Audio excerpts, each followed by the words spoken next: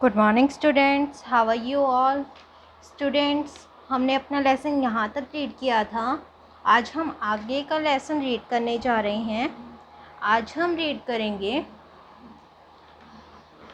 In West Bengal the river is divided into two branches. Branches means क्या होता है students? शाखा। कि जो वेस्ट बंगाल है, पश्चिम बंगाल है, वहाँ पर नदियाँ जो है दो शाखाओं में विभाजित की गई हैं, यानी कि दो भागों में बांटी हुई हैं। One of its branches the Hooghly river flow through the city of Kolkata. इसकी एक शाखा कौन सी है? हुगली नदी कोलकाता शहर में होकर बहती है। कहाँ पर होकर बहती है स्टूडेंट्स? कोलकाता में। The other branch called Padma. और दूसरी शाखों को क्या कहा जाता है स्टूडेंट्स? पद्मा कहा जाता है। Flows through Bangladesh and then enters the C.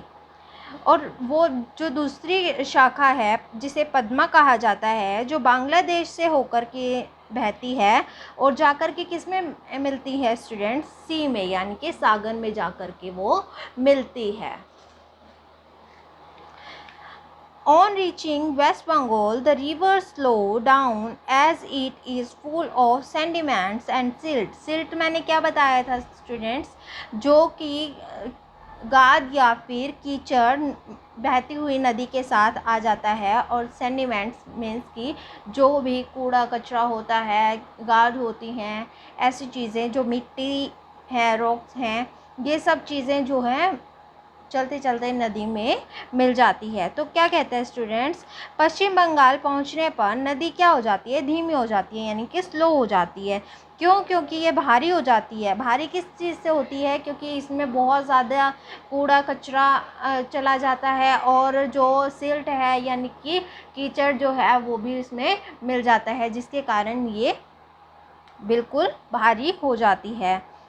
It is so heavy that it starts depositing sediments. ये इतनी ज़्यादा क्या हो जाती है? भारी हो जाती है कि इसमें बहुत सारी चीज़ें जमा होनी शुरू हो जाती हैं। क्या हो जाती है? बहुत ज़्यादा चीज़ें जमा होनी शुरू हो जाती हैं। क्यों? क्योंकि स्लो जब ये नदी का पानी बहता है तो इसमें और भी चीज़ें ऐड होती हुई चली जाती हैं। This deposit from triangular island of silt at the mouth of the river. क्या कहता है? ये नदी के माउथ के, यानी कि मुंह के पास आकर, बिल्कुल लास्ट में कॉर्नर के पास आकर के क्या हो जाता है? त्रिकोणी, यानी कि ट्रायंगुलर जो होती है उसे क्या कहा जाता है स्टूडेंट? त्रिकोणी का द्वीप से जमा होते हैं। क्या हो जाता है? जब ये रिवर लास्ट तक पहुंचती है, इसके मुंह तक पहुंचने को हो जाती है, तो जो ट्रायंगुलर आइसलैंड है यानी कि त्रिकोणीय द्वीप हैं, वहाँ पर जमा हो जाता है। This is known as delta. इसे क्या कहा जाता है स्टूडेंट्स? डेल्टा कहा जाता है। Eventually many new streams are formed. Eventually many new streams are formed. Streams means क्या होती है स्टूडेंट्स? धाराएं। और क्या है? अनेक, बहुत सारी अन्य धाराएं जो हैं वो बन जाती हैं। यानी कि जो रिवर है एक जगह पर जब वो जाकर के रुक जाती है तो उससे और भी धाराएं बहनी शुरू हो जाती है। यानी कि पानी को अपना रास्ता बनाना है तो वो कहीं ना कहीं से बना लेता है। वो धाराओं में बह कर के क्या कर लेता है? अपना रास्ता खुद बना लेता है। This streams are known as distributaries. Distributaries यानी कि शाखा नदी। इन शाखाओं को क्या कहा जाता है स्टूडेंट्स? इन धाराओं को वितर्क कहा जाता है या फिर शाखा नदी कहा जाता है। The delta of the Ganga and the Brahmaputra together from the world's largest delta Sundarban delta. क्या है स्टूडेंट्स? जो गंगा और ब्रह्मपुत्र डेल्टा है वो मिलकर के, एक दूसरे के साथ मिलकर क्या बनाते हैं? दुनिया का सबसे बड़ा डेल्टा बनाते हैं। कौन सा? सुंदरबन डेल्टा बनाते हैं। आगे है students, the Ganga basin gets a lot of rainfall.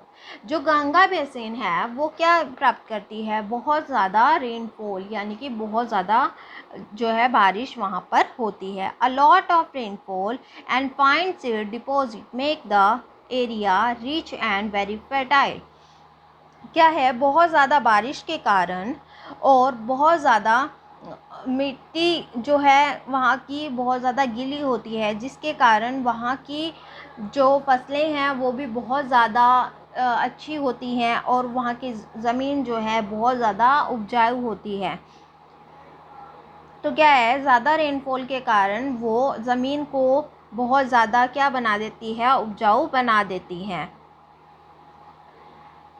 A number of crops are grown here like rice, wheat, jute and sugarcane. यहाँ पर कई तरह की फसलें उगाई जाती हैं, जो कि कौन कौन सी है, राइस यानी कि चावल, व्हीट यानी कि गेहूँ, जूट एंड शुगर केन यानी कि गन्ने की फसलें यहाँ पर उगाई जाती हैं। This basin is also called the food bowl of India. Food bowl of India यानी कि भारत का खाद्य कटोरा भी इसे कहा जाता है। इस बेसिन को भारत का खाद्य कटोरा भी कहा जाता है। Some important cities in these regions are Haridwar, Agra, Delhi, Prayagraj, Patna, Varanasi and Kanpur. इस क्षेत्र में कुछ शहर, महत्वपूर्ण शहर हैं, कौन कौन से हैं वो, हरिद्वार, आगरा, दिल्ली, प्रयागराज, पटना, वाराणसी और कानपुर। स्टूडेंट्स, अब हम रीड करेंगे द ब्रह्मपुत्रा रिवर बेसिन, यानी कि हम ब्रह्मपुत्रा रिवर के बारे में रीड करेंगे। The Brahmaputra basin lies in Assam. जो ब्रह्मपुत्रा बेसिन है वो कहाँ पर स्थित है स्टूडेंट्स, असम में स्थित है। The river Brahmaputra organized in Tibet where it is known as Tsangpo. क्या कहते हैं स्टूडेंट्स, जो ये ब्रह्मपुत्रा नदी है वो कहाँ से होकर निकलती है, तिब्बत से होकर के निकलती है, जिसे तसांगपो के नाम से जाना जाता है। It enters India from the east. ये कहाँ से होकर निकलती है स्टूडेंट्स, ईस्ट से। ये भारत में पूर्व दिशा से होकर के प्रवेश करती है। ये भारत में पूर्व दिशा से निकल कर के प्रवेश करती है। It flows through Arunachal Pradesh, Assam and enters Bangladesh. ये कहाँ से बहनी शुरू होती है, अरुणाचल प्रदेश से असम में, और कहाँ पर एंटर करती है, बांग्लादेश में ये एंटर करती है। As maintained earlier, the Brahmaputra and the Ganga together from the Sundarban Delta before falling into the Bay of Bengal. क्या है, ये एक दूसरे को मेंटेन करती है, जैसे कि जो ब्रह्मपुत्रा और गंगा जब मिल जाते हैं तब क्या बनाते हैं, सुंदरबन डेल्टा। सुंदरबन डेल्टा से पहले ये कहाँ पर गिरते हैं, जाकर के बंगाल की खाड़ी में मिलते हैं। आगे है student, this basin also receives a lot of rainfall which case floods. Floods means क्या होता है स्टूडेंट्स, बाढ़। यहाँ पर भी ये ब्रह्मपुत्रा बेसिन भी बहुत ज़्यादा बारिश को प्राप्त करता है, यानी कि यहाँ पर भी बहुत ज़्यादा बारिश होती है, जिसके कारण वहाँ पर क्या आ जाती है स्टूडेंट्स, बाढ़ आ जाती है। At the same time overflowing rivers deposit alluvium which makes the region extremely fertile. Alluvium means मैंने क्या बताया था स्टूडेंट्स, जो बाढ़ से आने वाली बालू मिट्टी होती है वो क्या है, उसी वक्त जब ये ओवरफ्लो हो जाता है, यानी कि पानी बहुत ज़्यादा ऊंचाई पर हो जाता है, बिल्कुल बाढ़ आ जाती है, तब क्या है, वहाँ उस बाढ़ में बालू मिट्टी भी मिल कर के आ जाती है, और फिर क्या होता है, वो इस ज़मीन को क्या बना देती है, उपजाऊ बना देती है। फर्टाइल मीन्स उपजाऊ बना देना। The main crop of this region are rice and jute. यहाँ के मेन फसलें क्या है, महत्वपूर्ण फसलें क्या है स्टूडेंट्स, राइस एंड जूट, चावल और जूट की फसलें यहाँ पर उगाई जाती हैं। T is grown on the slopes of the hills. Slopes means क्या होता है स्टूडेंट्स? ढलान। और जो चाय है वो भी इन पहाड़ों की ढलानों पर क्या की जाती है? उगाई जाती है। The tea of this region is of very high quality and it is exported to other countries. कहते हैं कि जो यहाँ की चाय है वहाँ की क्वालिटी, जो उस चाय की क्वालिटी है वो बहुत ज़्यादा अच्छी होती है और उस चाय को दूसरे देशों में भी भेजा जाता है या बेचा जाता है। स्टूडेंट्स, आज हम अपना लेसन यहीं तक रीड करेंगे। Thank you.